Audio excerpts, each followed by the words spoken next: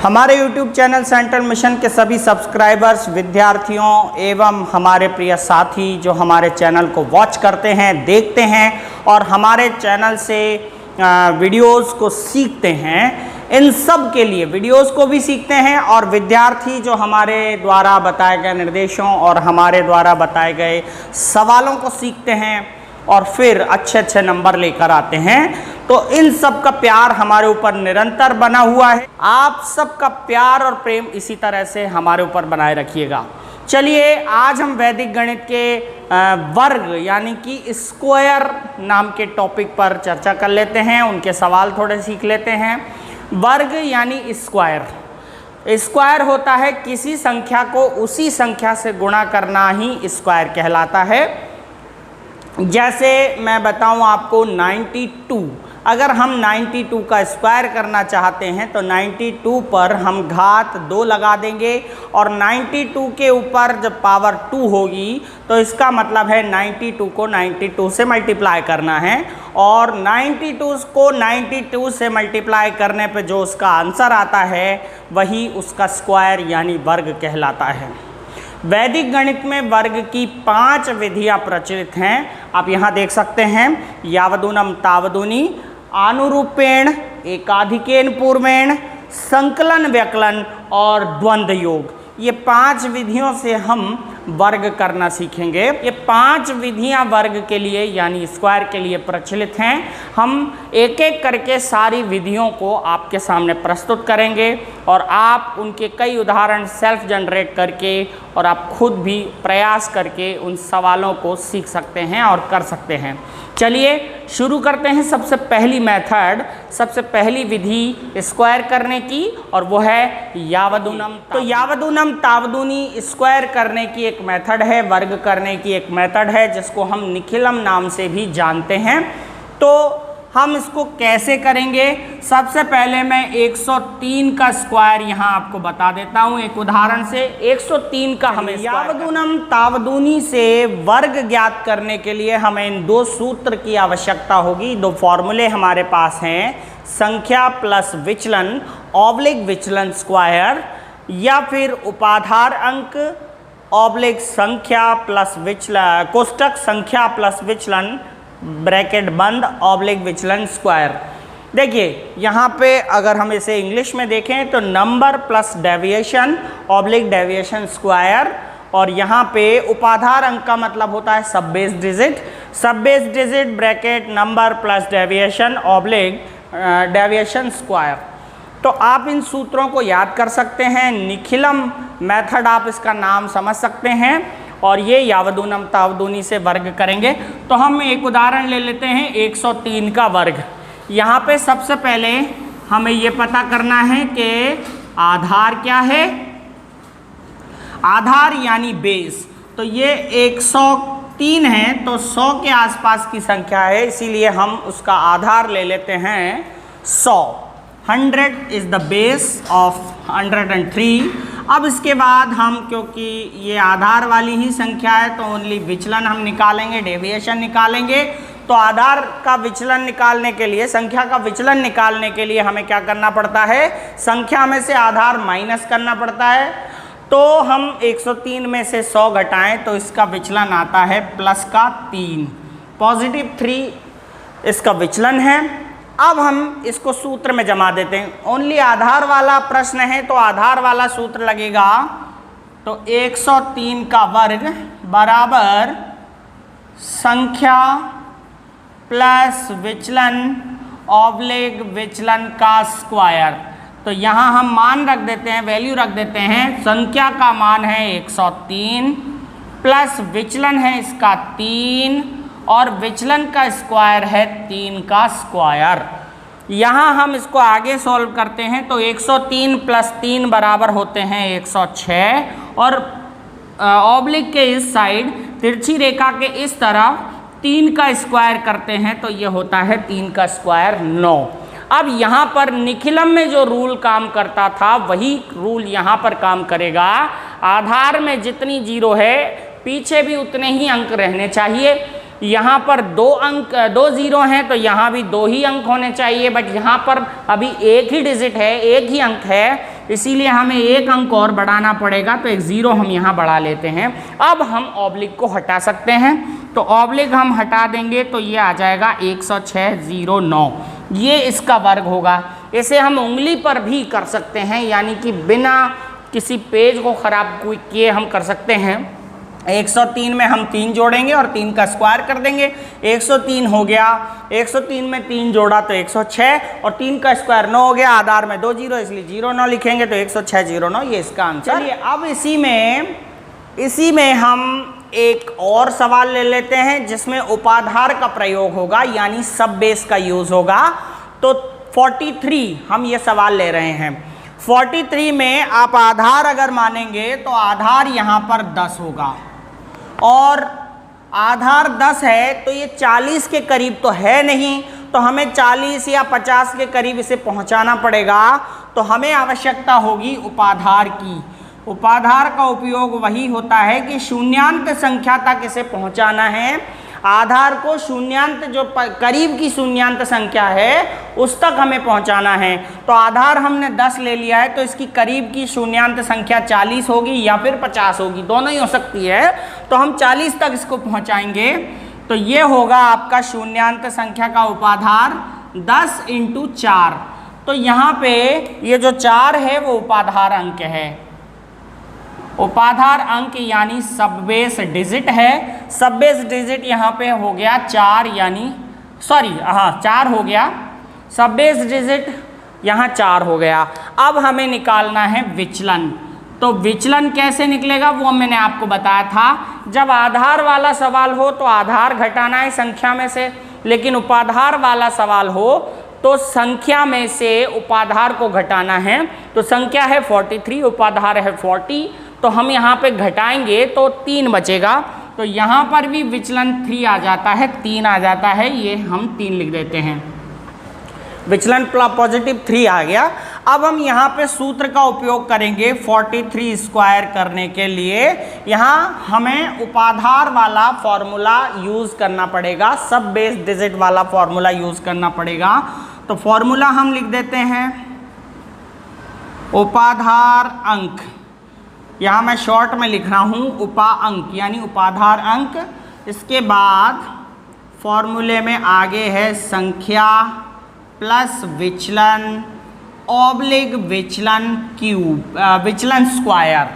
तो ये फॉर्मूला लगा दिया। अब हम यहाँ जमा देते हैं, इसी में वैल्यू पुट कर देते हैं। उपाधार अंक यानी सब बेस डिजिट, सब बेस डिजिट है आपका 4, तो यहाँ रख देते हैं हम 4। संख्या यानी नंबर आपके पास है 43, तो यहाँ रख देंगे 43 प्लस विचलन आपका 3 है, तो यहाँ 3 रख देंगे और ब्रैकेट बंद करके ऑब्लिक लगा करके विचलन का स्क्वायर करेंगे, तो ये 3 का स्क्वायर हो गया। अब हम इसे और सॉल्व कर लेते हैं। तो 4 का 4 मल्टीप्लाई 43 प्लस 3, ये ब्रैकेट में है इसलिए पहले इनको ऐड करेंगे, जोड़ेंगे, तो ये हो गए 46, और यहाँ पर 3 का स्क्वायर किया तो ये 9 हो गए। अब यहाँ पर हम गुणा कर लेते हैं, 4 छंग 24, 4 चौका 16 और 2 18, 184 ये हुआ और 9 ये हुआ। अब हम देखें तो यहाँ पर वही देखना पड़ता है कि लास्ट पार्ट में हम क्या अंक रखेंगे, कितने अंक रखने चाहेंगे। तो हमें यहाँ पर आधार में 1 0 प्राप्त हो रही है, तो हम यहाँ 1 अंक रख सकते हैं और यहाँ ऑलरेडी 1 अंक है, इसीलिए हमें कोई ना तो अंक लगाना है ना हटाना है। तो हमारे पास बराबर अंक है, 1 0 है तो 1 अंक है, इसीलिए ऑब्लिक हटा देंगे और डायरेक्टली हमारा आंसर होगा 1849, 1849, ये इसका आंसर होगा। तो आप इसको अच्छे से नोट कर लीजिए। ये हमारी यावदूनम तावदूनी से स्क्वायर करने की जो मेथड है वो कंप्लीट हो गई है। स्क्वायर की सेकंड मेथड ले रहे हैं। सेकंड मेथड है आपके आनुरूपेण। आनुरूपेण से वर्ग करने के लिए पहले हमें किसी संख्या को 3 कॉलम्स में डिवाइड करना होता है और उस संख्या को 3 कॉलम्स में अलग अलग टाइप से हम डिवाइड करेंगे। यहाँ पर आप समझ लीजिए कि आपको ये करना है ए स्क्वायर ऑब्लिक ए बी और बी स्क्वायर, और यहाँ बीच में आपको प्लस ए बी एक बार और करने हैं। ये आपको यहाँ पर करना है, अनुरूपेण से वर्ग हो जाएगा। A square plus 2ab plus b square समझ लीजिए आप, a square plus 2ab plus b square, इसमें आप कर देंगे वर्ग हो जाएगा। देखिए कैसे, हम पहले ही 2 अंकों की कोई भी संख्या ले लेते हैं, जैसे कि 24 का स्क्वायर हमें करना है, तो हम क्या करेंगे, देखिए 24 का स्क्वायर करने के लिए हमें इसे 3 भागों में बांटना पड़ेगा, 3 पार्ट्स में डिवाइड करना पड़ेगा, और वो 3 पार्ट्स क्या होंगे, ए स्क्वायर 2ab और बी स्क्वायर, ए स्क्वायर 2ab बी स्क्वायर, हमें इसमें ही बांटना है। तो यहाँ a की वैल्यू 2 है और b की वैल्यू 4 है, तो अब हम इसको इन 3 पार्ट्स में किस तरह रखेंगे, सबसे पहले a स्क्वायर मतलब 2 का स्क्वायर, फिर ab यानी 2 × 4 और प्लस बी स्क्वायर यानी कि 4 का स्क्वायर, ये हमने यहाँ रख दिया। अब एक बार और इसको सॉल्व कर लेते हैं, फिर प्लस ए बी यानी ये जो गुणनफल आएगा वही हम इसमें जोड़ देंगे। एक बार हम और सॉल्व कर लेते हैं, 2 दूनी हो गया, 2 का स्क्वायर हो गया 4, 2 चौके हो गए 8, और 8 ही अब हमें बीच में जोड़ना है। बस इस बात का ध्यान रखिएगा, यहाँ 2ab है, ab का गुणा तो हमने कर लिया 8 आया, लेकिन डबल बार ab है, तो यहाँ हम एक बार और 8 जोड़ेंगे और इसके बाद इसको कर लेंगे 4 का स्क्वायर 16। तो ये तीनों जब आप सॉल्व कर लेंगे तो यहाँ बीच में ऑब्लिक लगा देंगे, 4/16/16, इस तरह से हम ऑब्लिक लगा देंगे। अब इसको ऑब्लिक हटाने का तरीका क्या है, पीछे से हम एक अंक को यहाँ रखेंगे और जो अंक बचेगा उसको हम आगे जोड़ देंगे। जैसे 16 को हम ले लेते हैं, ये 6 और 1 बचा, इसका हम आगे जोड़ देते हैं, ये हो गया 16 और ये वाला बचा था एक 17 का पीछे का अंक है 7, बचा 1, उस 1 को हम आगे जोड़ देंगे, तो ये 4 और 1 5 हो गए। इस तरह से हमारा 24 का स्क्वायर आ गया 576 इज द आंसर। ये अनुरूपण की सिंपल मेथड है। वर्ग करने की तीसरी मेथड हमारे पास है एकाधिकेन पूर्वेण से वर्ग, स्क्वायर फ्रॉम एकाधिकेन पूर्वेण। एकाधिकेन पूर्वेण से वर्ग किस तरह से होगा, अच्छा पहली बात तो आप ये समझ लीजिए कि जिस सवाल में पीछे का यानी इकाई अंक यूनिट डिजिट जो 5 आएगा, उसी संख्या का वर्ग एकाधिकेन पूर्वेण से होगा। यानी पीछे की तरफ आपका इकाई का डिजिट जो है, यूनिट डिजिट जो है वो अगर 5 है तो एकाधिकेन पूर्वेण से होगा। कैसे होगा, देखिए हम नॉर्मली सबसे पहला सवाल ही ले लेते हैं, 15 का हमें स्क्वायर करना है। 15 का वर्ग करने के लिए हमें अब क्या करना है, आगे जो 5 को छोड़कर जो डिजिट हैं उसको उसके एक ज़्यादा से गुणा कर दीजिए, क्योंकि एकाधिकेन पूर्वेण की बात कर रहे हैं ना, तो उसको हमको एक ज़्यादा से गुणा करना पड़ेगा। तो 1 को हम गुणा करेंगे 1 के एक ज़्यादा यानी 2 से, और ऑब्लिक लगाकर हमें 5 का स्क्वायर करना है। बस कुछ नहीं करना, 1 से लेकर के और 100 तक की आपको जो जिसमें 5 इकाई अंक के रूप में होता है वो सारे सवाल आप चुटकी में कर सकते हैं। देखिए यहाँ पे हो गया 2 और ये हो गया 5 का स्क्वायर 25। इस तरह से ऑब्लिक डायरेक्ट हटा लेंगे तो ये हो गया 225। हम 25 का भी कर लेते हैं, हम जानते हैं इसका आंसर 625 आता है, तो हम इसको भी करके देख लेते हैं। तो देखो यहाँ 2, 5 को छोड़कर जो आगे की संख्या होती है उसको हमको उसके एकाधिक से गुणा करना पड़ता है। तो 2 को हम गुणा करेंगे उसके एकाधिक यानी 3 से, और इसके बाद पीछे 5 है तो 5 का स्क्वायर करेंगे, तो यहाँ पे हो गया 6 और 5 का स्क्वायर हो गया 25। डायरेक्ट हम ऑब्लिक हटा देंगे तो ये हो गया 625, 625 इज द आंसर। इस तरह से आप 35 का भी कर सकते हैं, 45 का भी वर्ग कर सकते हैं, 55 का भी वर्ग कर सकते हैं, 65 का भी वर्ग कर सकते हैं, 75 का भी कर सकते हैं, इसके बाद 85 का भी कर सकते हैं, 95 का वर्ग भी आप कर सकते हैं, 105 और 115 के वर्ग भी इसी तरह आप कर सकते हैं। तो ये आपको समझ में आ गए होंगे, और इस पर हमने एक बार और पहले डिटेल में वीडियो बनाई थी। आप चाहें तो हमारी प्लेलिस्ट में जाकर उस वीडियो को खोज के और एकाधिकेन पूर्वेण से वर्ग ज्ञात करने की विधि देख सकते हैं, नहीं तो आप यहाँ से सीख लीजिए। बहुत आसान विधि है, इसमें कोई परेशानी वाली बात नहीं है, किसी को कोई दिक्कत नहीं होनी चाहिए। करने की अब हम ले लेते हैं चौथी मेथड। चौथी मेथड है हमारे पास संकलन व्यकलन।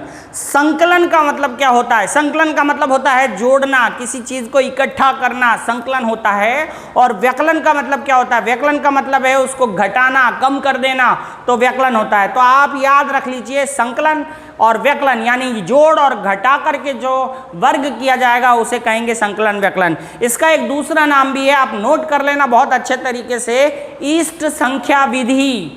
इष्ट संख्या विधि इसमें इसका दूसरा नाम है। और वो क्यों है मैं आपको बता देता हूं, क्योंकि इसके वर्ग करने के लिए हमें एक संख्या की जरूरत पड़ती है और वो है इष्ट संख्या।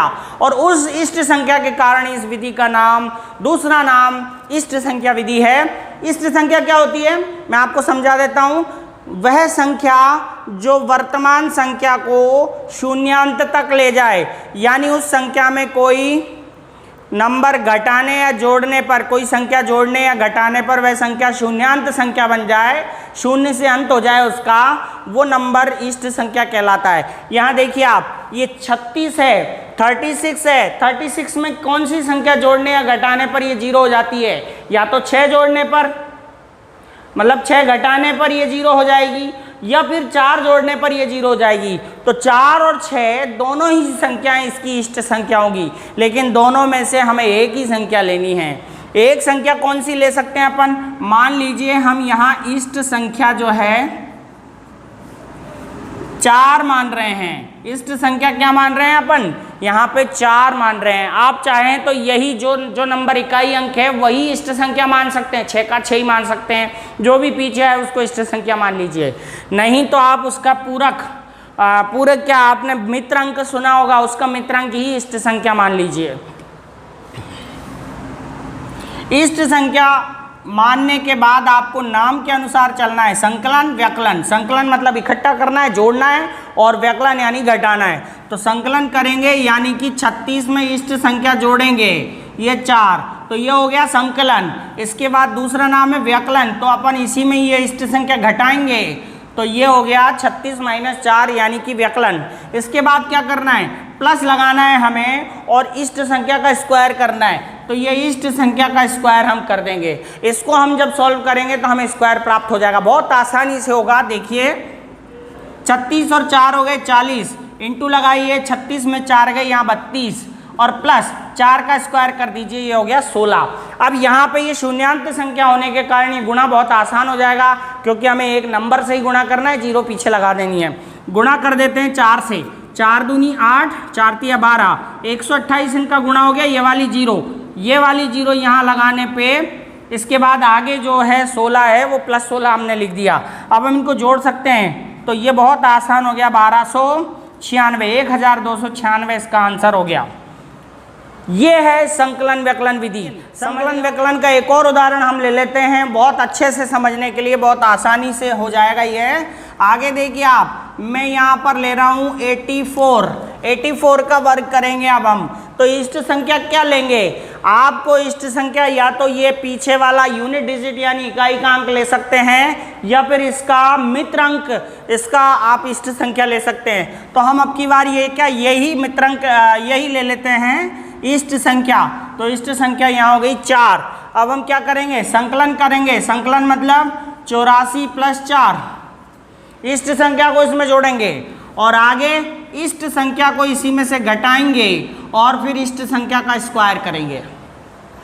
आगे ये बहुत आसान हो जाएगा, 84 और 4 हो गया 88, और 84 में से 4 गए तो ये बचे 80, और प्लस ये हो गया 16। देखिए यहाँ पे फिर से शून्यांत संख्या आ गई, इसीलिए हमें गुणा केवल 8 से करना है। 8 से गुणा कर दीजिए, 8 × 8 = 64 का 4 हासिल का 6, 8 × 8 = 64 और 6 हो गया 70, ये 70, और ये वाली 1 0, ये वाली 1 0 यहाँ उतार देंगे और ये संख्या ऐसा का सही उतार देंगे। इसके बाद इसमें जोड़ लेंगे हम, ये वर्ग आ जाएगा।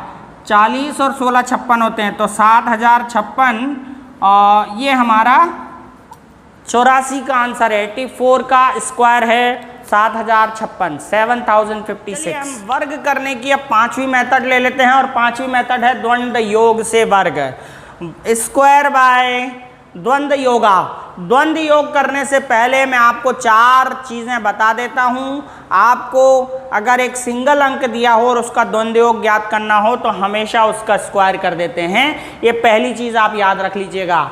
किसी भी सिंगल अंक का द्वंद्व योग उसका स्क्वायर होता है। अगर डबल अंक हैं, डबल डिजिट हैं, तो डबल डिजिट का जो द्वंद्व योग है, द्वंद्व योग होगा उन दोनों का आपस में गुणा करके हम 2 से मल्टीप्लाई कर देते हैं। तो इस तरह से ये a और b दो अंकों की संख्या का द्वंद्व योग हमेशा 2 × a × b होगा, 2ab। इस तरह अब तीसरे यानी 3 अंकों की अगर कोई संख्या हो हमारे पास और उसके तीनों अंकों का द्वंद्व योग करना हो, तो जो बीच वाला अंक है उसका तो हमें स्क्वायर करना है, और जो आगे और पीछे वाले अंक हैं उनका हमें 2 से गुणा करना है और इन सबको जोड़ देना है।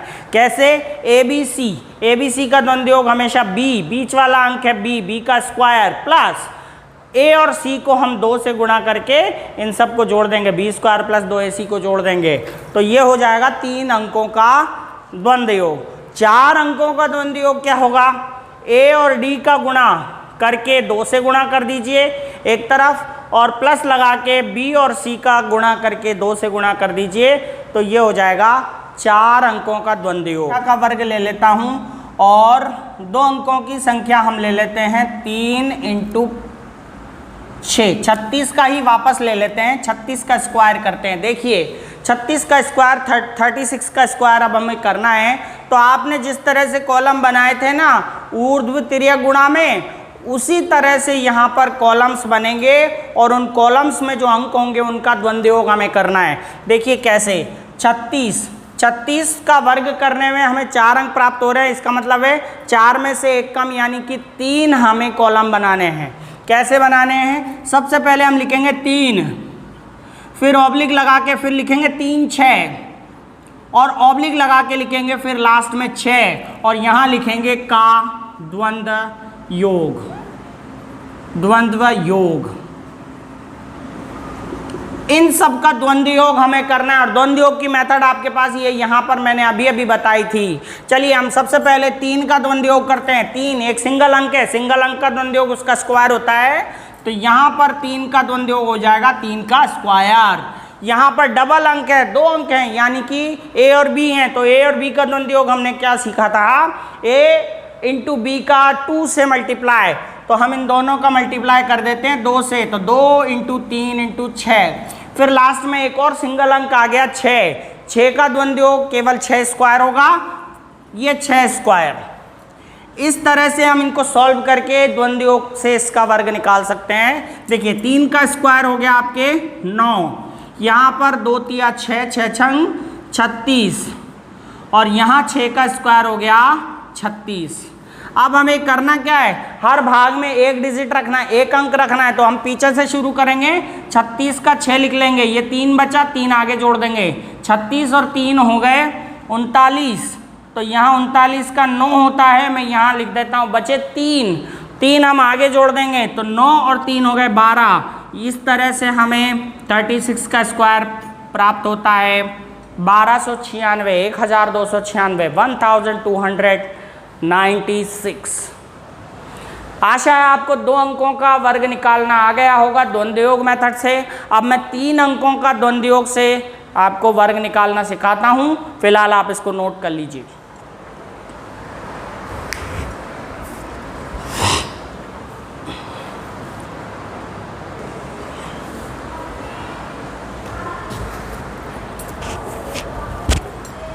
देखिए हम यहाँ पर 345 का वर्ग निकालना चाहते हैं द्वंद्व योग से, तो हमें पहले कॉलम बनाने पड़ेंगे।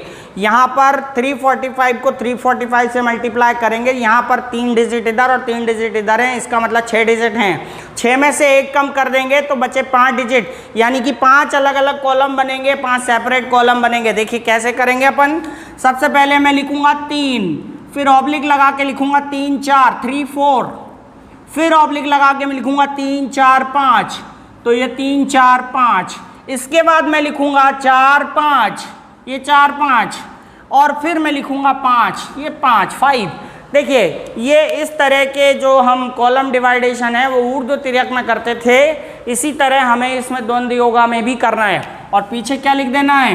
का द्वंद्व योग। यानी हमें जितने भी कॉलम हमने बनाए हैं उन सब में द्वंद्व योग करना है, हर नंबर का द्वंद्व योग करना है, तभी इसका वर्ग आएगा, स्क्वायर आएगा। देखिए अब हम हर नंबर का द्वंद्व योग कर रहे हैं। आपके पास चार्ट है, single digit, double digit, triple digit और 4 डिजिट वाले सभी का है आपके पास। तो हम करते हैं, ये सिंगल डिजिट है, इसका वर्ग क्या होगा, इसका द्वंद्व योग क्या होगा, इसका स्क्वायर। डबल डिजिट है तो ए और बी की तरह 2ab होगा, यानी 2 × 3 × 4। फिर इसके बाद 3 डिजिट है, 3 डिजिट है तो बीच का स्क्वायर होगा, बी का स्क्वायर यानी 4 का स्क्वायर, और प्लस लगाइए, फिर 3 और 5 का 2 से गुणा कर दीजिए। फिर इसके बाद फिर डबल डिजिट आ गए तो डबल डिजिट का मल्टीप्लाई होगा 2 × 4 × 5 ए बी की तरह, और फिर सिंगल डिजिट आ गया तो उसका स्क्वायर, ये 5 का स्क्वायर। आशा आपको समझ में आ गया होगा। अब आप आगे देखिए, इसको सॉल्व करते हैं तो 3 का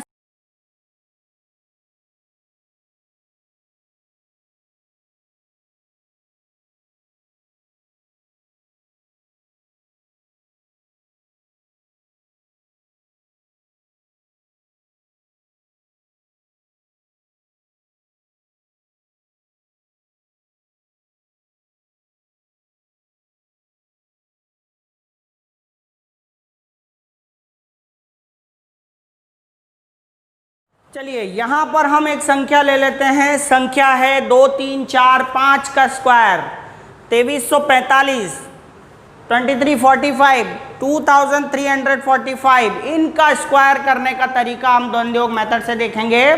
तो यहाँ 4 डिजिट इधर और 4 डिजिट इधर, मतलब 8 डिजिट हैं, 8 में से एक कम कर दिया 7 कॉलम बनेंगे और 7 कॉलम का द्वंद्व योग करना पड़ेगा। तो देखिए 7 कॉलम क्या क्या बनेंगे। सबसे पहले लिखेंगे 2, फिर लिखेंगे 2 3, फिर लिखेंगे 2 3 4, 2 3 4, फिर लिखेंगे 2 3 4 5, फिर लिखेंगे 3 4 5, फिर लिखेंगे 4 5 और फिर लिखेंगे 5।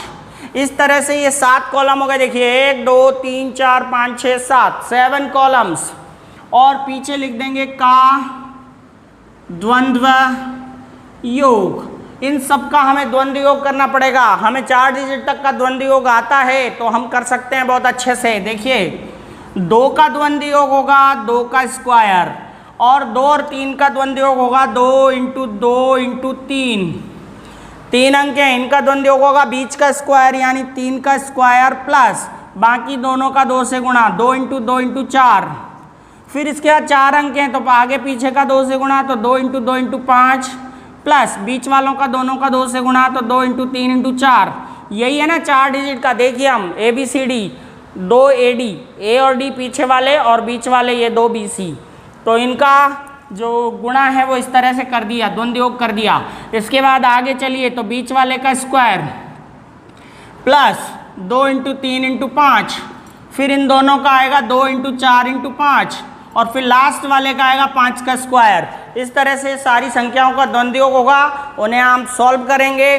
देखिए क्या होता है, 2 का स्क्वायर हो गया 4, यहाँ सॉल्व करेंगे 3 दूनी 6 दूनी 12, ये 12 हो गया। इनका गुणा कर लेते हैं, 4 दूनी 8 दूनी 16, 16 तो ये हो गए, और 3 3 9, 16 और 9 हो गए 25, ये 25 हो गया। इनका कर लेते हैं 4 3 12, 12 दूनी 24, 24 तो ये हो गए, 5 दूनी 10, 10 दूनी 20, 20 ये हो गए, 24 और 20 हो गए 44, 44। इसके बाद आगे चलते हैं, 5 3 15 दूनी 30, 30 यहाँ हो गए, और 16 ये हो गए, 30 और 16 हो गए 46, 46, यहाँ पे 46 हो गए। इसके बाद इनका गुणा कर लेते हैं, 5 चौके 20, 20 दूनी 40, तो ये हो गया 40, और 5 का स्क्वायर हो गया 25।